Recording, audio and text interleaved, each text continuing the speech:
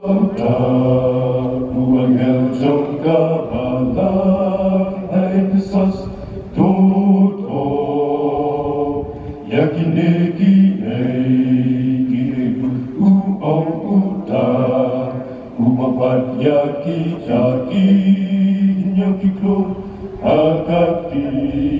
kaman jong Uta ubaya dapeng kita kinyong kiting penyeng syarat siya nga itu ya kijing le jongpa bagya ka jing le minot jongpa bagya ka jing yai sha sen jongpa Ibasni berkalatin joje na kita iba ang bakilong iapason at pagkimlong tikala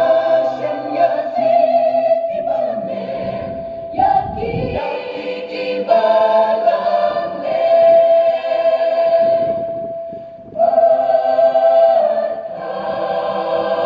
Barkadon kajing yasya